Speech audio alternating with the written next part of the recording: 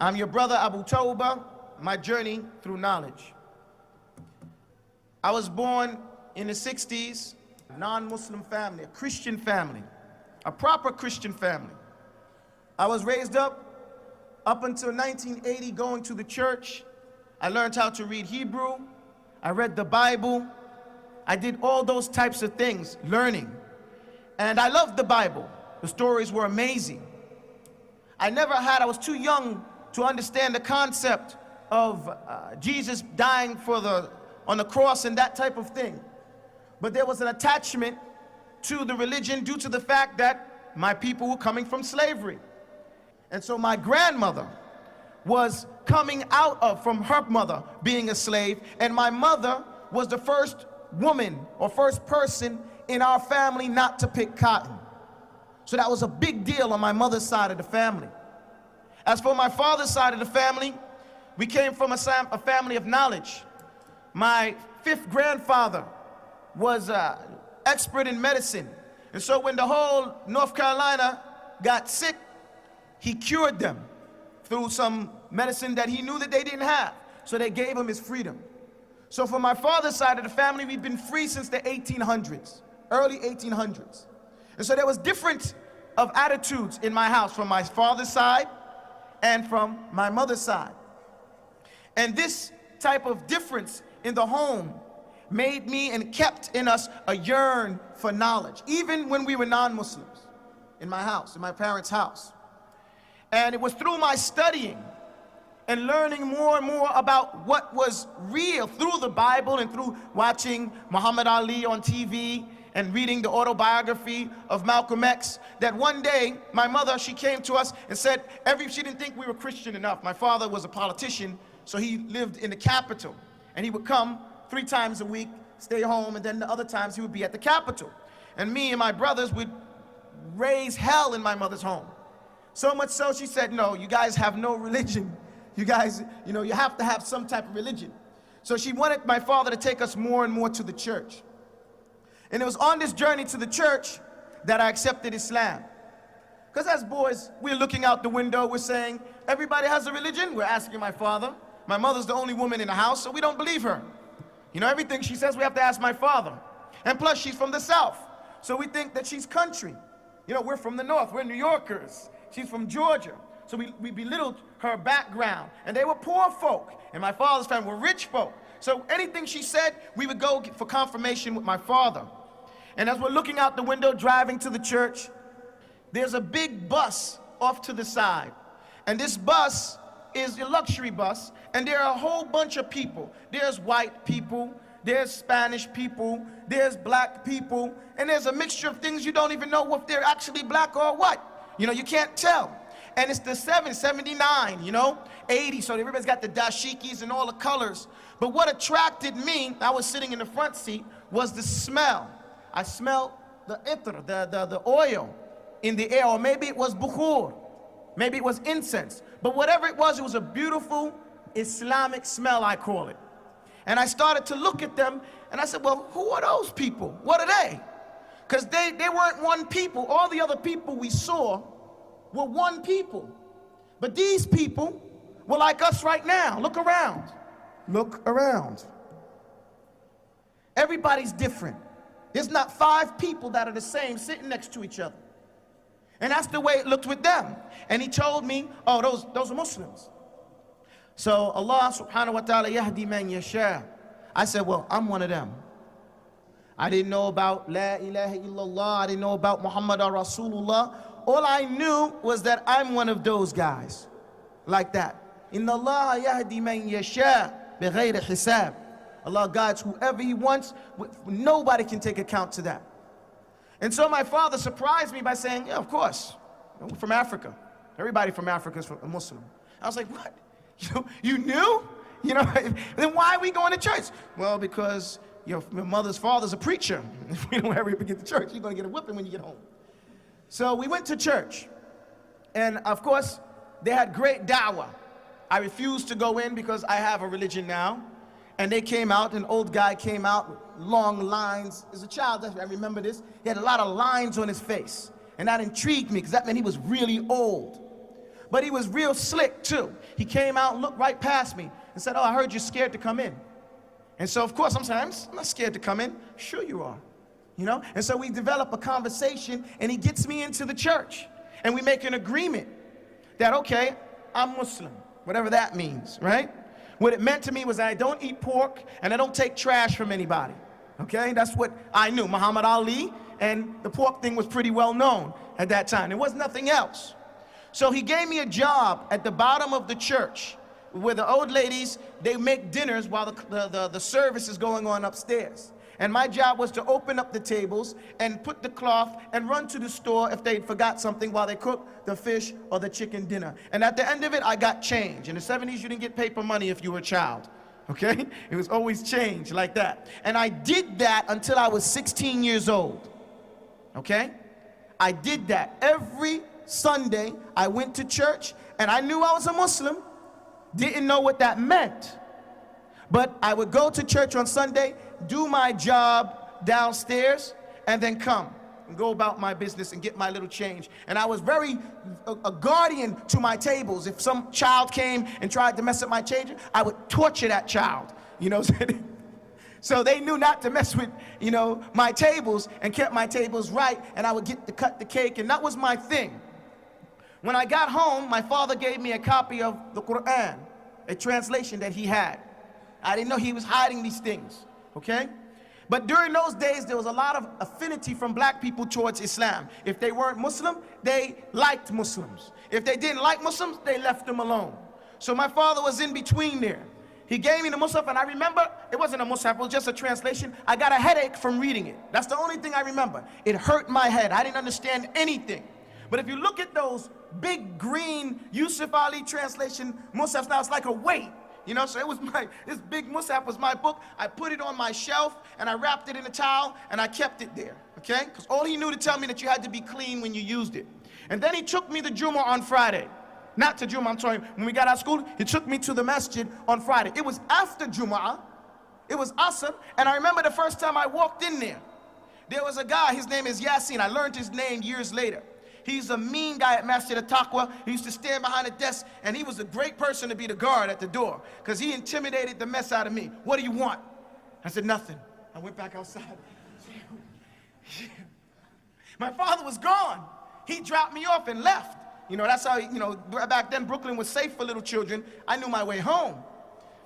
So I stood there for a few minutes. I gathered my strength, and I just walked in. And I didn't say nothing to him this time, you know? I just walked in, and there was, back then, Masjid al-Taqwa was still a storefront. So you had to go past a row of a whole bunch of clothes in plastic bags, you know? And then this desk, and then you turn left, and they were praying. So I just jumped in line. All the children were in the back row. I just stood next to the guys my size, and I prayed. I know now that was Asr Salah. I didn't know wudu, I didn't know Salah, but I prayed. Afterwards, the guy said, "Hey, let's go play ball." I'm down. And that was my mantra. Fridays, I go to the masjid. If I catch the prayer, I prayed. If I didn't pray. I didn't know there was another prayer. Because I'm thinking like a Christian. When you come to church, you pray. When you're not in church, you don't pray. And no one said anything to me. Why? Who's going to ask a young boy about Islam? They obviously thought that my parents were Muslim. This is not like these days where, you know, you have everybody pretty much knows most of the stuff. Hey, young boy, his parents have to be Muslim. So no one said to me anything. We went out, we played ball. I joined the basketball team. I was part of the Muslim basketball team.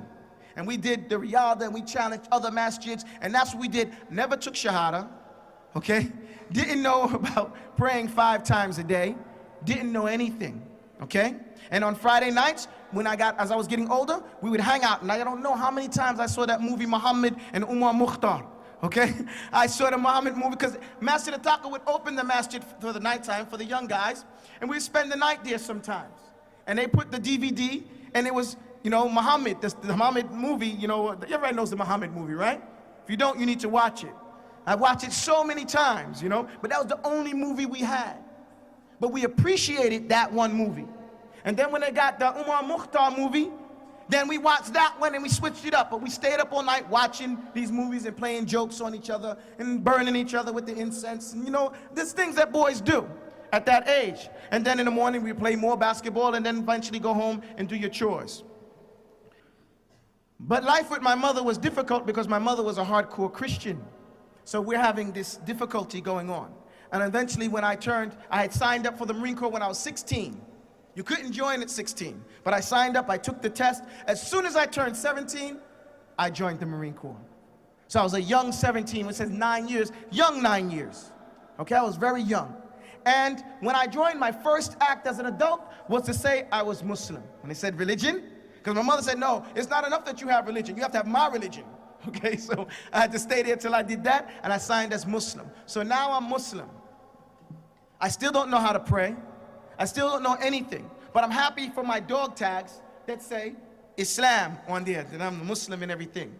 And as the days go by, and actually 2 years went by, I was about 19 years old, and they have a list of, I didn't even know how to chaplain or go to the mosque. I didn't know any of that. A guy came to me, and he said, hey, you know, I seen you around. Your name is on the list at the chaplain for being Muslim, and I just accepted Islam. Can you teach me how to pray? I was sitting at lunch. I just sat down, and you know, the Marine Corps was pretty racist at that time. I was in a unit called Force Recon, so I was like 1 out of 4 blacks in the whole unit, okay? So nobody sat with me. You know what I'm saying? They didn't sit, so this guy sat with me. I said, hey, you know, cool. And he said, could you teach me how to pray? I said, you know, I immediately knew I didn't know what he was talking about. So I lied. You know, instead of saying, okay, I don't know what you're talking about, I lied because I outranked him. Okay? I was senior to him, and I felt that I should know, and I was kind of scared. You know, I can admit that now. So he said, yeah, your name's on the list. They gave me some paper. I said, well, you just missed it. I just prayed. He said, how do you pray 5 times a day in the Corps? I said, well, you know, when you get up in the morning, then when you get off for lunch, and then before you go back, and then I just made it up real quick, you know? And he looked confused. He said, but what about this paper they gave me at the chaplain? And it was a bunch of Xerox papers describing the Salah. I said, well, let me check it out, make sure they get you the right thing. You know? I'm like, you know, and I looked at this, and I was like, whoa, what is this? I need some time to myself, you know what I'm saying? So I can really check this thing out. And I don't know if he noticed that or not, but we finished eating, and as we were walking to the door, I remembered I was leaving for Japan the next day. That was my last meal there. I was going to go and pack my stuff, and I was going on a plane to Alaska, then Japan. And I said, oh man, I'm not going to be able to teach you this. I'm leaving for Japan. He said, you know what, why don't you keep that? I can get another one. I said, yeah, you know, I'll keep this one here. Thanks a lot. And I never saw that guy again in my life. I used to think he was an angel, you know, because he changed my life, literally. On that plane to Alaska, I read that whole paper. When I finished, it dropped from my hands. And it sat in the front. I said, I didn't say subhanallah, but I said, you know, I wonder what it's going to be like praying 5 times a day. You know, I thought that was the first thing that came to my mind. I wonder what it's going to be like. And then when I got to Japan, and you get to Japan the same day you leave for Japan. You know, that's the way it is with Japan. You know, the time thing. So I went and I checked in, and I started offering salah with the paper. Now, I was on the Marine Corps basketball team. So I was still up in the northern area and playing ball, and being an aggressive guy, I got knocked down by some guy, and I sprained my ankle, you know, so now I can't play. And I wasn't the type of person to sit on the bench. The first game I came out and I had to sit on the bench, I said, this is not fun. I came to play. You know, I always wanted to find the mask. I didn't want to be like I was when I was in North Carolina. I said, man, I better take this opportunity and find the masjid like I didn't find it the whole 2 years I was there in North Carolina, okay? And so I went into Gishikawa, Okinawa, Japan, and I found the masjid. And I went into the masjid, and from that point on, they started to teach us. I mean, I learned Arba'ina Nawawi, 40 hadith. I started to learn Arabic right away. The imam there, his name was Medhat al-Shami, Hafidhullah. You know, he was a great, barakallah fihi. He had a lot of patience to deal with so much hard-headed young men that were coming to Islam at that time, who were soldiers, you know, or Marines, who were used to killing people. And then this guy looks like the people they've been killing. Because during that time, there was a lot of the Shia in the 80s and everything like that. So he had a lot of nerve, and he didn't take no nonsense for us. And he was still at the same time very purposefully gentle. I told him this, I said, look man, let me tell you something. I don't trust you. You know, I don't trust none of you Arabs. I don't know what you, I don't even know how they let you on base. You know, and I don't want to hear none of that stuff you worshiping Muhammad neither. That's what I had in my mind. I talked to him like that. And he was cool with it. He said, well, why do you say I worship Muhammad? He ignored all the other stuff. I said, because every time you say Muhammad, you say Sallallahu Alaihi Wasallam. And then when you say Allah, you don't say nothing. Allah has more right for you to say Allah Azza wa Jalla Subhanahu wa Ta'ala than you say, you know, Muhammad Sallallahu Alaihi Wasallam. He's just a man. I just came from worshiping a man. I ain't worshiping no other man. And he said, oh, SubhanAllah, let me explain something to you. And he said, you know, Allah don't need nothing from me. Allah Ghaniyul Hamid.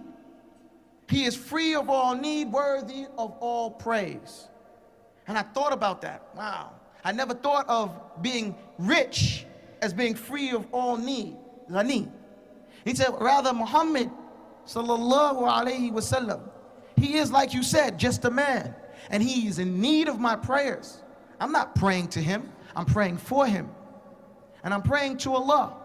And I said, wow, that makes sense. You know, he beat me. His intellectual conversation explanation made sense to me. And then I said, well, you know what? You know, I still don't trust you. Okay? He said, well, then you need to learn Arabic. I said, yeah, I want to learn Arabic for myself so that I know what is true and what's not true. I don't have to just rely upon you. I want to read the Quran for myself. My last name is Robertson. So he asked me, he said, what's your name? I said, Robertson. You know, in the military, you go by your last name a lot. But they call me Robbie. I say, hey, Robbie. So he said, oh, let me show you. You look like a smart lad. And he showed me Ra. He wrote Ra. He said, that is Ra. Now, that's the first letter in my name. So, of course, I'm going to immediately fall in love with that letter. I got it. Ra. What's the next one? And he said, this is Ba. I said, Ba. And I said, okay, Ba. If you put them together, they say, you try it. And I said, Rub. And he said, yeah. And I knew that's my name, you know? And he said, now that's a word. I said, well, what does that mean? He said, it means Lord. And I started crying. So he gave us some fundamentals. He made us all write reports on every pillar of Islam. Okay? Well, not every pillar, the 5 pillars of Islam. Okay? He said, you know the 5 pillars of Islam? Sure, I know it. Okay, I want to report on some. I want you to do reports. And we had to give these reports to each other, for each other to judge. You might get 5 grades from your friends. Each one of them would judge a report and write in there what he thought was wrong. And then we had to say it in front of each other.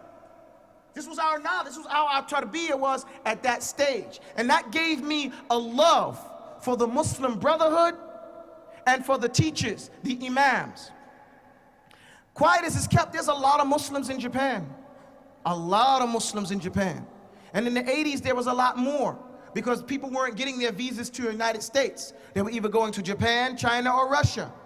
But now when America opened its borders, it decreases some of the people that used to go there. Well, a lot of Africans there. So it wasn't like we were the only Muslims there, but he showed us special, because he used to make special time just for us convert or revert Muslims. So when I came back to the United States, I carried that attitude with me, that love for the Muslims.